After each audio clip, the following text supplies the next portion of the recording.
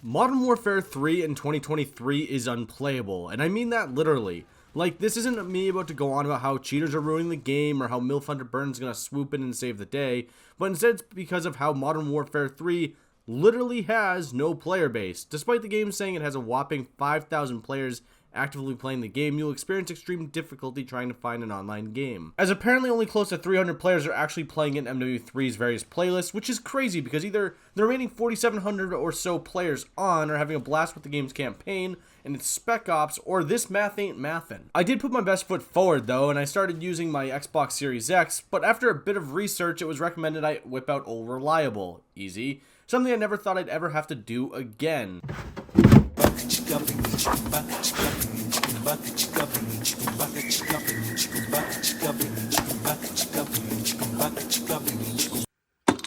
Well, as you probably guessed, this failed. Mission failed. We'll get them next time. I was able to get into a free-for-all match that consisted of myself and 3 other players. Not sure if you've ever played a free-for-all match with only 4 players, but it's basically like going to a club blasting EDM with the only people around being the DJ and the bartenders.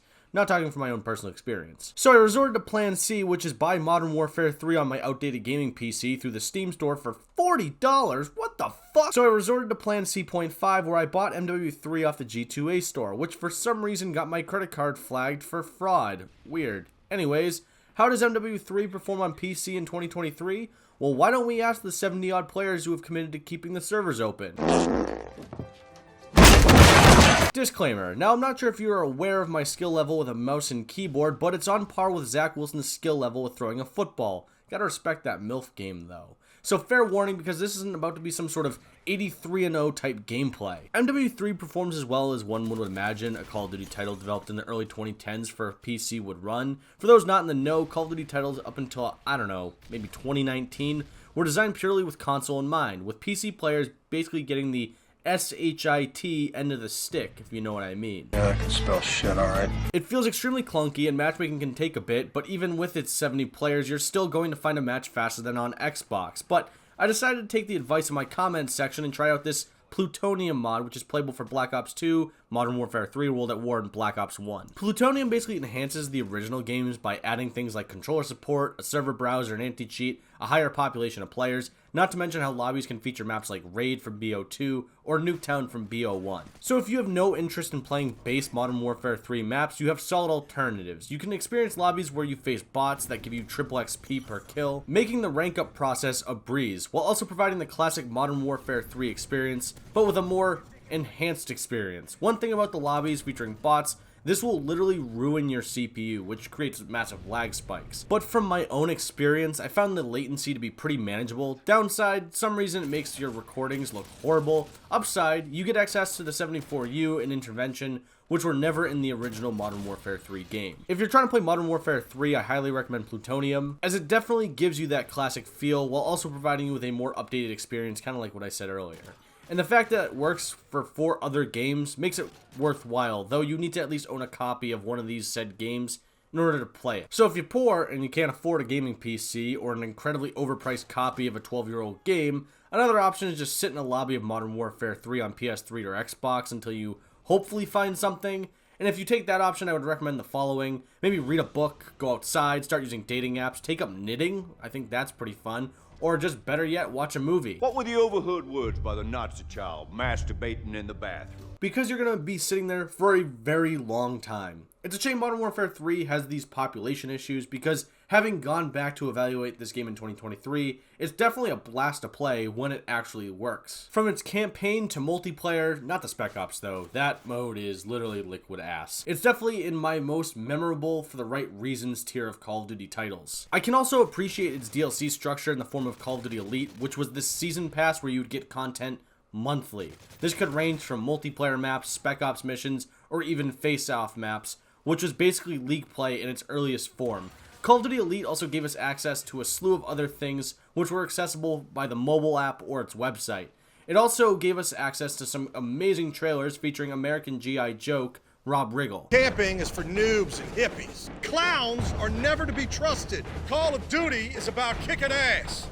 And Call of Duty Elite is about kicking even more ass.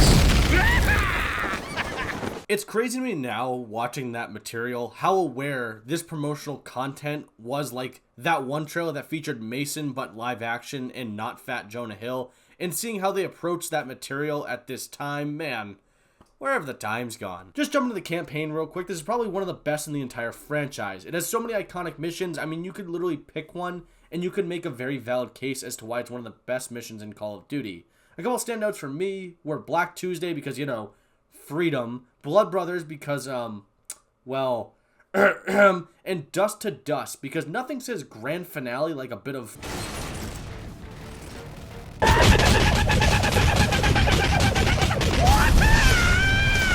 And I don't want to spoil too much of the campaign because it's one that I truly recommend experiencing yourself, but Soap dies.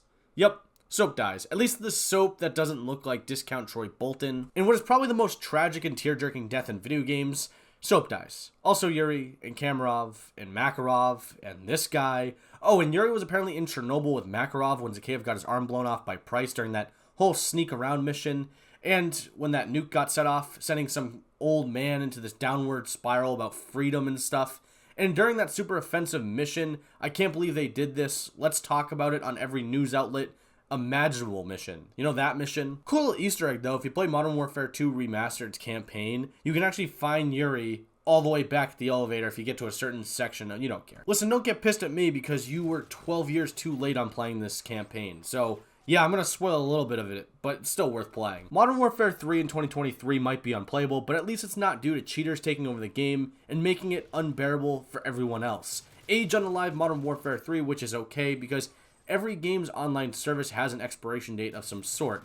And sadly, Modern Warfare 3 on console's expiration date has come.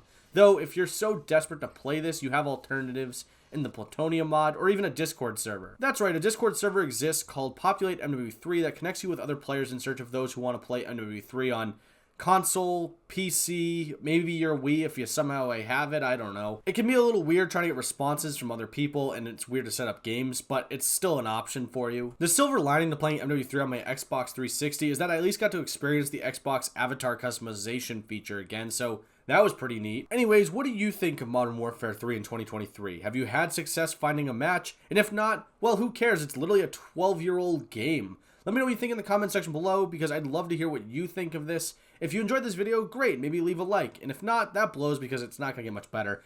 Hit the subscribe button for something. I don't know, I'll insert a joke somewhere. Thanks for watching, and well,